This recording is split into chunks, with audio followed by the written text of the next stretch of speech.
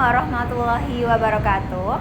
Perkenalkan, saya Naili Samaha, guru SMK Negeri 1 Driorejo, sekaligus mahasiswa PPG dalam jabatan 2022 di LPTK UPI, Universitas Pendidikan Indonesia. Hari ini, 13 Desember 2022, saya akan melaksanakan video praktek pembelajaran di kelas 11 APL 1 dengan materi titrasi iodimetri. Terima kasih. Selamat menyaksikan. Assalamualaikum warahmatullahi wabarakatuh. Waalaikumsalam warahmatullahi wabarakatuh. Selamat pagi anak-anak. Pagi. Semuanya sehat? Sehat. Alhamdulillah. Sebelum kita mulai, kita baca doa dulu. Silakan untuk ketua kelas dipimpin doanya. Mulai pembelajaran hari ini, marilah kita berdoa meminta pada dan pekerjaan masing-masing. Doa mulai.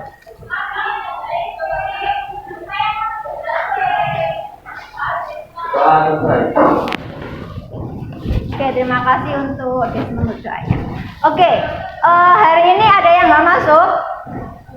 Ada siapa? Oh, merasa sakit ya? Oke, semoga cepat sembuh ya.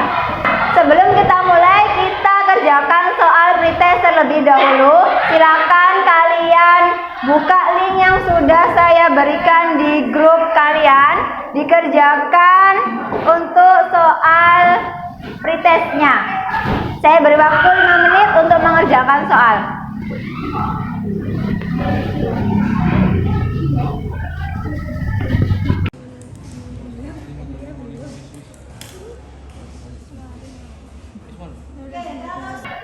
Nah, di pertemuan sebelumnya kita sudah mempelajari tentang apa itu reaksi oksidasi dan tentang prinsip titrasi redoks. Saya minta ada yang menjelaskan kembali apa itu reaksi oksidasi reduksi dan apa itu prinsip dari titrasi redoks. Silakan angkat tangan, berdiri, suaranya yang lantang. Reaksi oksidasi merupakan reaksi pengikatan oksigen, pelepasan elektron atau peningkatan bilangan oksidasi. Sedangkan reaksi reduksi merupakan reaksi pelepasan oksigen, penangkapan elektron atau penurunan bilangan oksidasi. Terima kasih Arsya. Jadi kalau reaksi oksidasi adalah reaksi pengikatan oksigen, kemudian pelepasan elektron atau peningkatan bilangan oksidasi. Kalau reaksi reduksi artinya adalah reaksi pelepasan oksigen, pengikatan atau penangkapan elektron, atau dikatakan juga sebagai reaksi penurunan bilangan oksidasi. Kemudian selanjutnya, apa prinsip dari titrasi redoks? Titrasi redoks melibatkan dua larutan yang mengalami reaksi redoks. Reaksi reduksi harus dibarengi dengan reaksi reduksi.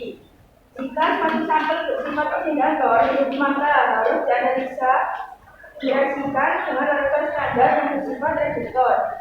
Jika suatu sampel bersifat reduktor, maka harus dianalisa direaksikan dengan larutan standar yang bersifat oksidator. Oke, terima kasih untuk Ella. Jadi prinsip titrasi redoks adalah melibatkan dua senyawa yang terjadi reaksi oksidasi dan reaksi reduksi. Kalau sampelnya bersifat oksidator, maka harus dianalisa menggunakan standar yang bersifat reduktor dan kebalikannya. Jadi harus ada dua reaksi itu saling bersinambungan, reaksi oksidasi dan reaksi reduksi. Oke. Untuk hari ini, tujuan pembelajarannya ialah dapat menerapkan titrasi redoks iodimetri serta mengembangkan keterampilan titrasi redoks iodimetri pada sampel vitamin C dengan baik. Jadi hari ini kita akan mempelajari tentang titrasi redoks iodimetri untuk kadar vitamin C. Oke. Nah, gambar apakah ini? Buah mangga. Kalau yang ini buah apa? Yang sebelah kanan? Jambu. Ya, jambu biji merah. Ketiga buah-buahan ini adalah buah-buahan yang mengandung apa? Ya. Ketiga buah-buahan ini adalah buah-buahan yang dikatakan dia banyak mengandung vitamin C. Ya, ini bagus untuk kita konsumsi. Apa ini? Pernah minum? Yang bawah ini apa? Seger rasanya? Ya. Ini adalah dua produk minuman vitamin C. Jadi dua produk ini diklaim bahwa dia mengandung vitamin C. Jadi duanya diklaim ya, dikatakan bahwa dia ada kandungan vitamin C dalam produk tersebut. Oke. Ini ada sebuah masalah ya, ada sebuah kisah. Kalian masih ingat ketika kita melewati masa-masa krisis ya, masa-masa pandemi COVID-19. Semuanya harus ada di rumah, nggak boleh keluar rumah, nggak boleh ketemu sama orang lain. Pada saat pandemi COVID-19, itu kita diwajibkan untuk mengkonsumsi vitamin C. Nah, buah dan produk tadi, buah-buahan tadi dan produk-produk yang diklaim mengandung vitamin C itu perlu untuk diketahui kadar vitamin C-nya dengan tepat. Jadi, buah-buahan tadi ataupun produk-produk tadi itu dapat diketahui kadar vitamin C-nya dengan tepat. Jadi, ada sebuah kasus yang kita kan waktu pandemi itu bagaimana yang kalian rasakan? Galau ya, takut, kemudian capek. Oh, sakit ya, ada yang sakit ya. Kemudian kalian minum apa dulu itu? Apa? Vitamin. Vitamin yang dianjurkan apa? Vitamin C. Nah, kalian pernah terbesit nggak waktu pandemi itu? Gimana sih kadar vitamin C-nya itu yang mana yang tinggi? Yang berapa kadar vitamin C-nya? Pernah gitu terbesit? Ya, ada yang terbesit ya, ada yang enggak. Jadi pada waktu pandemi ini kita disarankan untuk mengkonsumsi vitamin C. Nah, vitamin C ini harus diketahui kadarnya dengan tepat. Sekarang kalian coba tuliskan rumusan masalah atau apa yang ada di benak kalian tentang fenomena ini, tentang masalah yang terjadi, yaitu tentang kadar vitamin C. Silakan ditulis di LKPD-nya.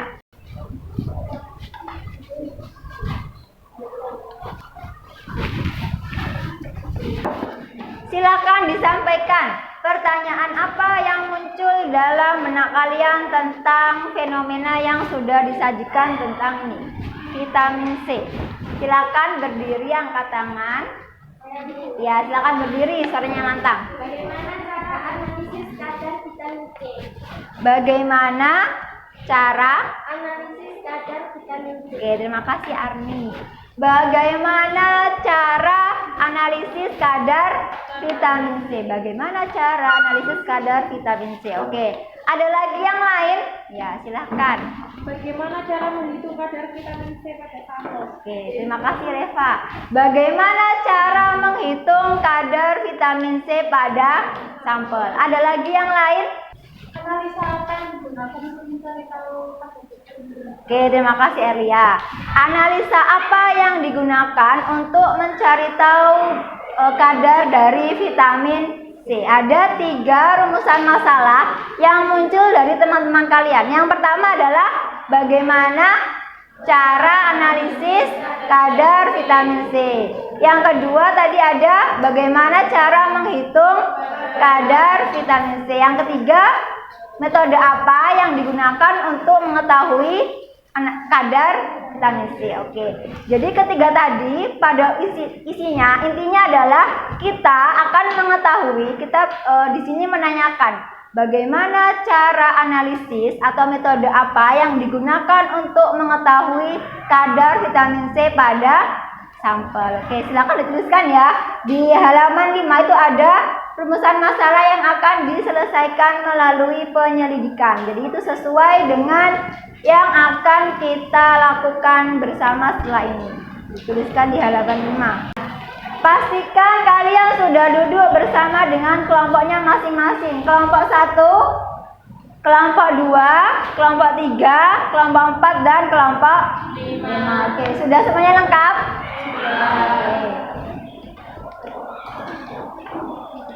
Oke.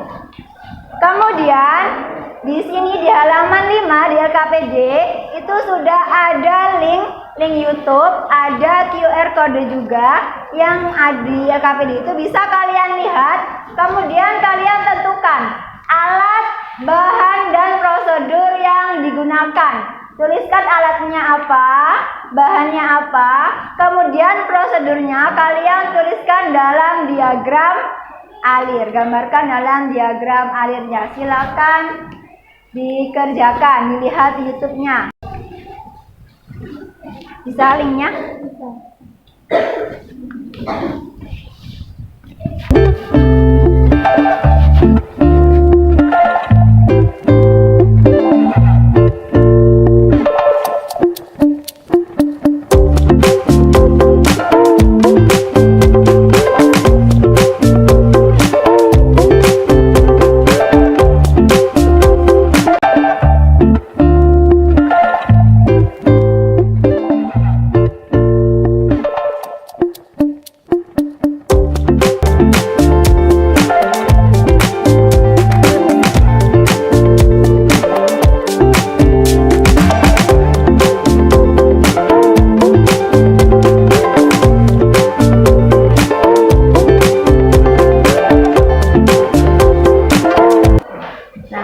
Kita sekarang silakan melakukan penyelidikan. Gunakan APD yang lengkap, kemudian silakan diambil alat bahannya. Dicek lagi kondisi alat dan bahan yang akan digunakan kondisinya. Oke, lakukan percobaan dengan cepat, tepat, teliti, dan hati-hati. Silakan dimulai.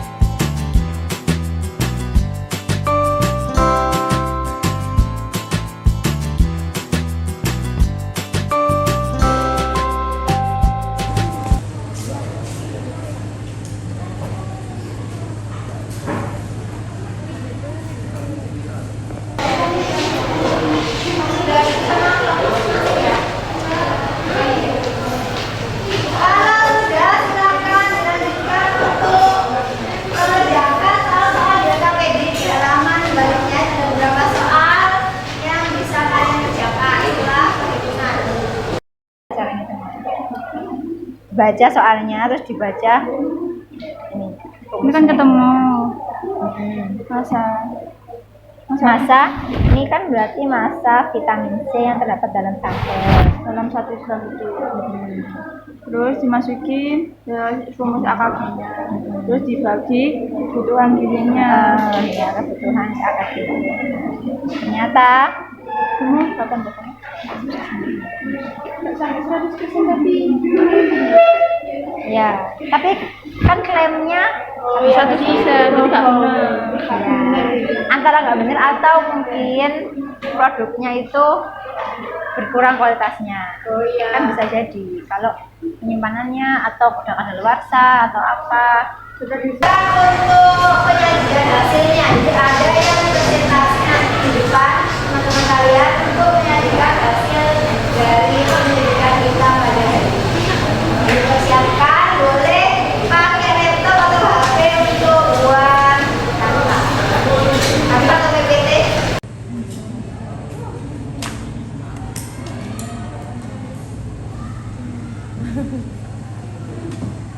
Assalamualaikum warahmatullahi wabarakatuh.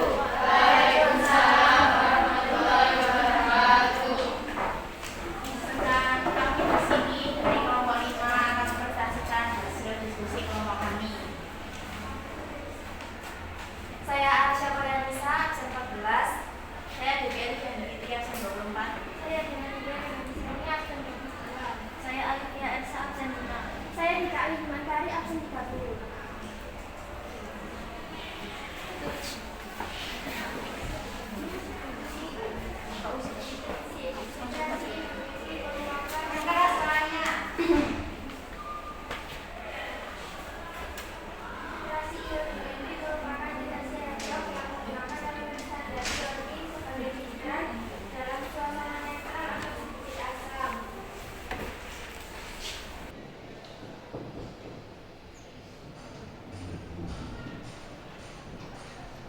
Sedangkan I2 menjadi 2 imen mengalami penurunan bilog sehingga disebut reduksi. Dari faktor pengejarannya 5, jadi massa sampel 1000 dalam miligram dikali 100%. Ketemu hasil 7,48 dibagi ini kali 100 coret hasilnya 0,75%. Jadi diperoleh kadar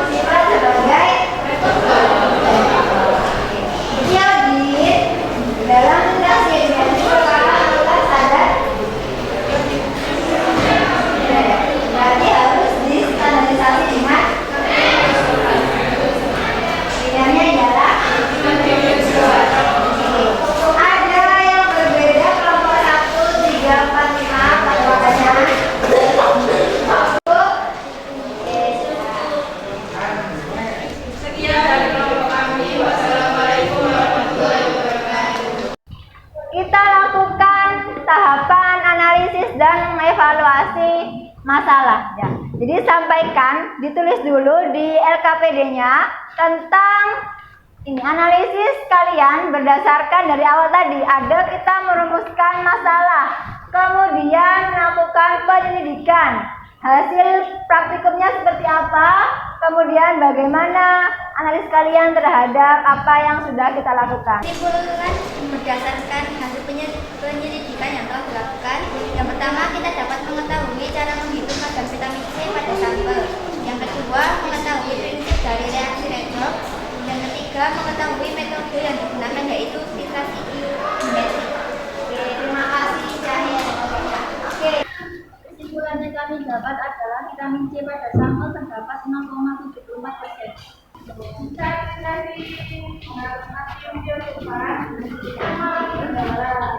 Diperhatikan.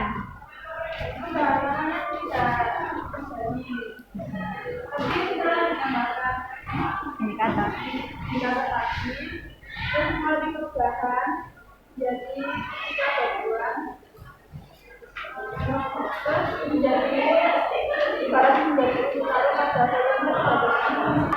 Tahapan selanjutnya kita ada post test. Silahkan dibuka di grup kalian. Sudah saya bagikan linknya di grup. Ada quizzes.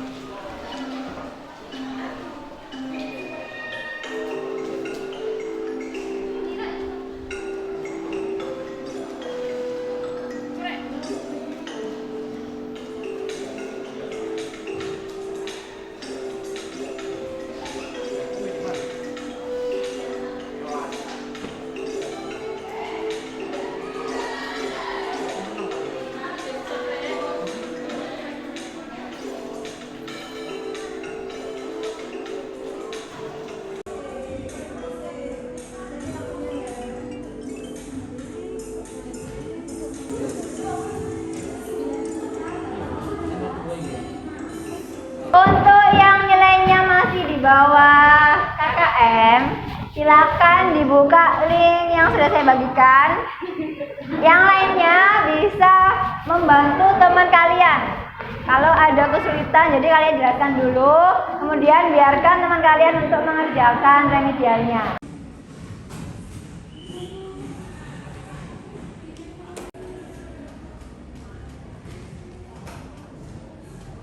Oke, kita lanjutkan ya. Oke, kita sudah melaksanakan tahapan awal Arsya.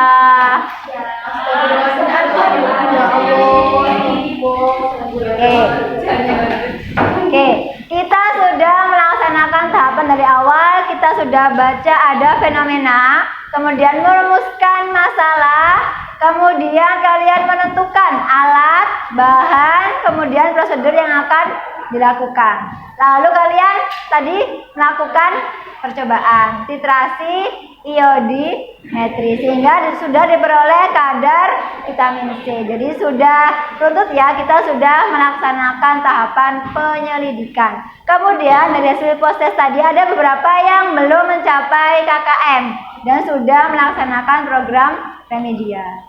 Kemudian saya apresiasi untuk kelompok 1-5 hari ini dengan bekerja dengan baik, dengan maksimal, teliti, hati-hati ya. Alhamdulillah. Kelompok 5 tadi nggak kebagian buret, tapi alhamdulillah sudah bisa teratasi dengan baik. Berdasarkan hasil dari presentasi kalian, ada beberapa yang perlu saya refleksi. Kira-kira gimana menurut kalian? Apakah sudah baik penampilannya teman kalian tadi? Sudah bagus, oke. Menurut penilaian saya aja, jadi ada beberapa hal yang masih kurang. Tadi waktu Devi menjelaskan itu ya Devi ya, itu kurang menghadap ke teman-temannya. Jadi penampilannya kurang menatap mata dari teman-temannya. Itu harusnya lebih diperbaiki lagi supaya penampilannya lebih bagus di hadapan teman-temannya. Kemudian ada beberapa materi pada presentasi yang kurang tepat. Seperti misalnya ketika Devi menyampaikan bahwa ketika menyampaikan bahwa larutan basah dapat dititrasi menggunakan iodimetri, tapi harus di asamkan terlebih dahulu karena akan menyulitkan perhitungan gitu ya.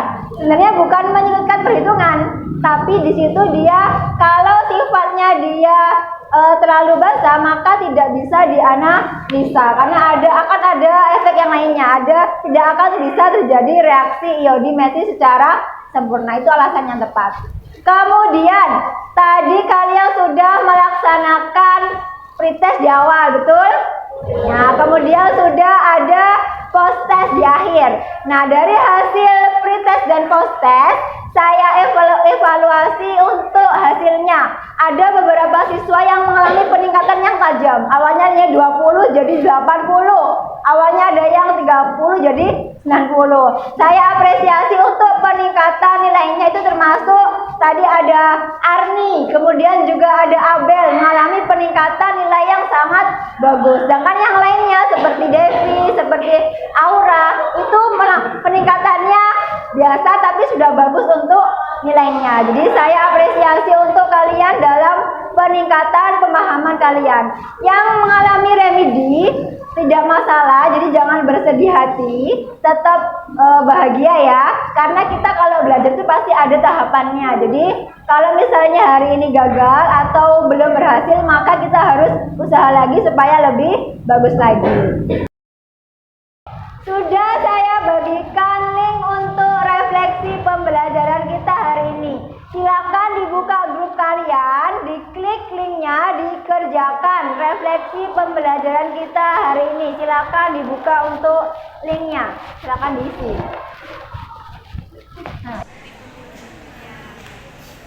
Bisa ya linknya ya.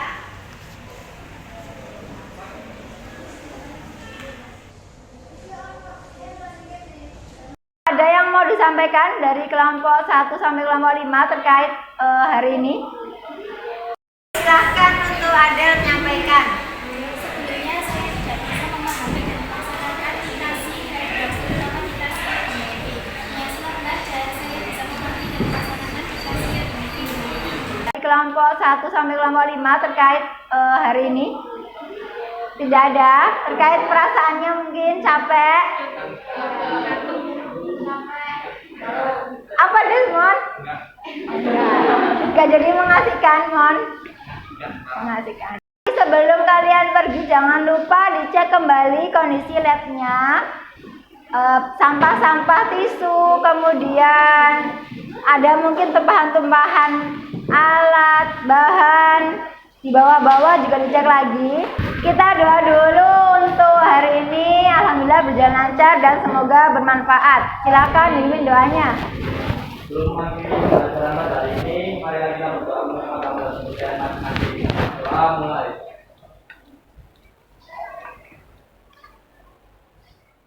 Doa selesai. Oke, terima kasih. Silakan kembali ke kelas kalian. Saya Ria. Assalamualaikum warahmatullahi wabarakatuh.